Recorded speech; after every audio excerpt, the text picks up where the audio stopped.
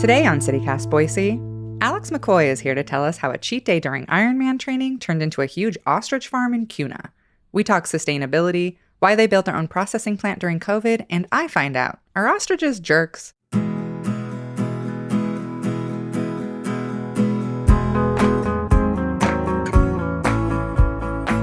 It's Monday, January 9th, 2023. I'm Emma Arnold, and this is CityCast Boise.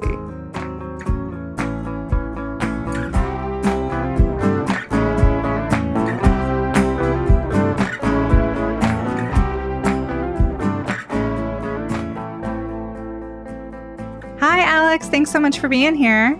Hi, Emma. Thanks for having me. So you're the owner of American Ostrich Farms, which is a 120-acre ostrich farm out in Kuna. But I hear that you used to be a banker. That's quite a career shift. It was a bit of a career shift, yes. I was working in Africa doing deals with sovereign entities and large companies when I discovered ostrich training for a long-distance Ironman triathlon. And it was exciting enough to help me decide that I wanted to be in a totally different place with my career. So you're an Ironman triathlete, and your first taste of ostrich ever was on a cheat day, which seems like a funny thing to pick. Not a donut, not, slice of pie or something. You went with ostrich, huh? Yes, and red meat is not on everyone's training diet because after you have a big steak, you want to go take a nap. And the whole thing with Ironman training is you need to run, you need to swim, you need to bike, you always need to be moving. And so red meat just wasn't on my diet plan. Donuts were sometimes. You can have a donut after a big workout. That's okay. But red meat is what I was really craving. And so you tried ostrich and you were like in love with the taste, loved the way it made you feel. And you were like, I don't want to be a banker. I want to be a farmer. Is that how that happened? It tasted so much like beef that I was really surprised that it's not a more prevalent protein staple in the United States. And so I would get home on vacation and you couldn't get ostrich anywhere. And very long story short, there was no real reason for that other than nobody had done it before. And so we Americans love our red meat, and ostrich not only tastes fantastic, but it's also really, really healthy for you and healthy for the environment. So this is a meat that just makes sense. So walk us through a typical day as an ostrich farmer. So you get up, I imagine, I grew up on a farm, so I'm sort of picturing it. You get up at 4 a.m., you go out to the shed, you pull everybody's heads out of the sand, run them out into the yard. Is that accurate? That's how it used to be, yes. I lived on the farm with my family for the first several years that we were operating. And then it grew too big that it couldn't possibly be just me. So now I have a lot of help. But yes, hey, we do everything at this company from feeding the breeding animals to collecting the eggs, incubating the eggs, hatching the chicks, growing the chicks. So there's a lot of things going on and I have a lot of help.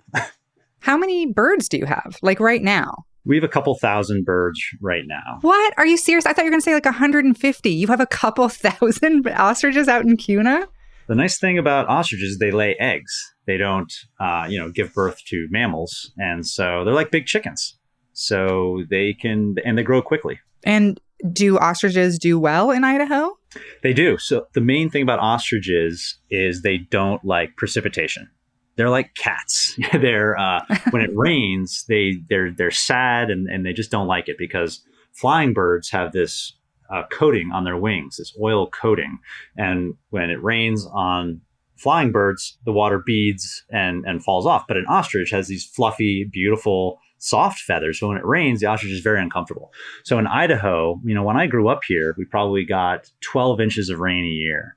And it has gotten progressively drier over the last 30 years. And so ostriches love that dry desert environment. So you mentioned the taste. I've heard people compare ostrich to like filet mignon. Is that accurate, do you think? Yes, I think it depends on the person, but in general, it's not gamey. Some people say it has a little bit of a sweetness to it because it's higher in iron than beef. It's even redder than red meat. That's how red this is. Doesn't look or taste anything like chicken. So I've heard people say different things, but in general, it's similar to beef and similarly tender as well. So how do ostrich farms compare, like, to say, like a cattle farm? It really depends on the cattle farm. But compared to feedlot beef that eat grain, the amount of emissions and water usage and energy and just the manure footprint of our animals is a fraction, less than a tenth of those types of negative byproducts that a feedlot beef cattle would have. And was that a big reason for you getting into ostrich farming? Was because you felt like it was more sustainable? It was the whole package, really. The most important thing, I think, for most people with any food is taste. How does it taste? So we check that box. It tastes great. The second thing is it healthy for me? Is this something that I can eat regularly and still feel good about my choices and my lifestyle? And then the third thing that people think about, and for some people it's number one, but for most people, sustainability is the third thing. So you built your own processing plant. What was the decision behind that? Why'd you guys decide to do that? Well, unfortunately, we had to.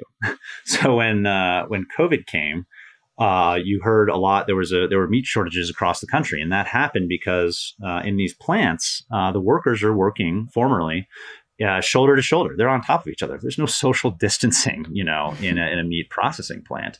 And so when those capacities were reduced because they had to distance, they got COVID, then there wasn't enough processing capacity for all the animals that needed to get processed.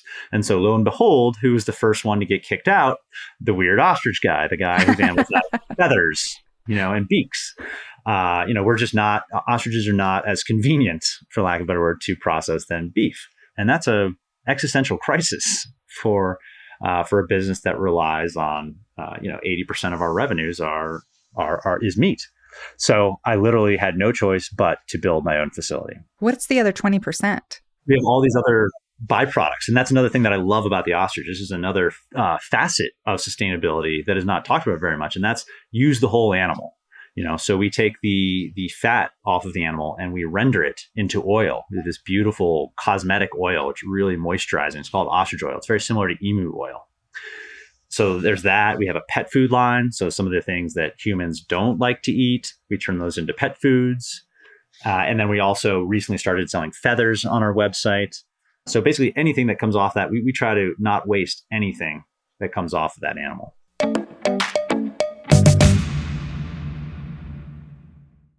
What are some of the challenges of ostrich farming? And I guess what I'm really asking is, are ostriches dicks? Are they mean? I don't know. They just seem like they would kick you or bite. Very, very few ostriches are mean. Now, during the breeding season, which runs from about February through Labor Day, some of these males can get very hormonal and aggressive. Okay.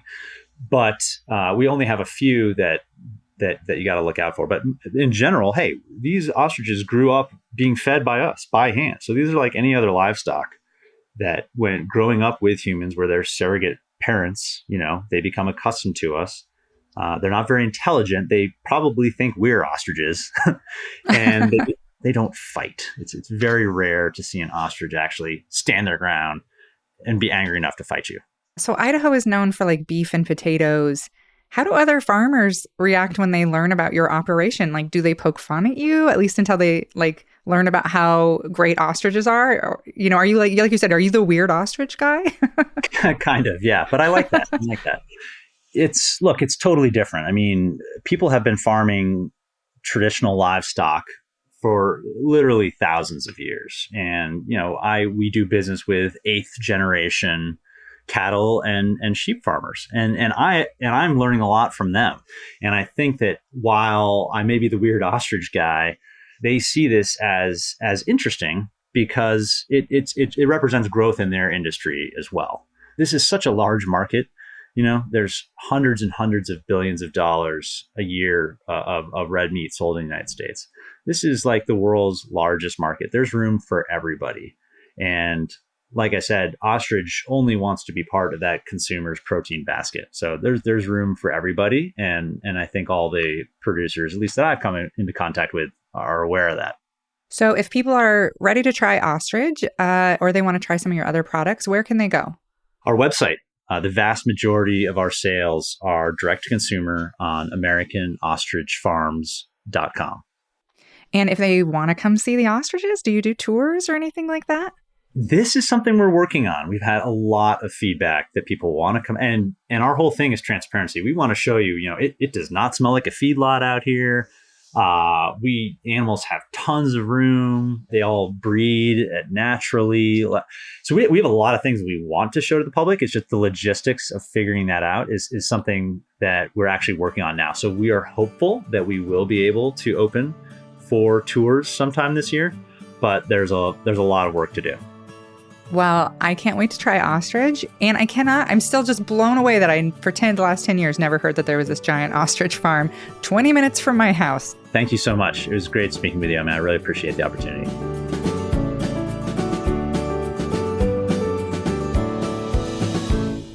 And one more thing before we sign off. The Idaho Statesman is reporting that Boise Police Sergeant Kirk Rush shot and injured Harry Andrews as he was walking on the Interstate I-84 connector.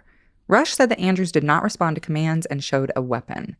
Rush was also involved in the June 2022 shooting of Jake Cottrell and is the officer who claimed former BPD Chief Ryan Lee broke his neck while demonstrating a hold on him in October of 2021. We recently wrote about this story in our Hey Boise newsletter, which is free to subscribe to.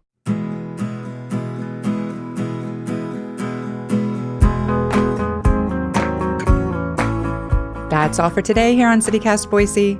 If you enjoyed the show, why not tell a friend? Leave us a review and don't forget to subscribe to our Hey Boise newsletter.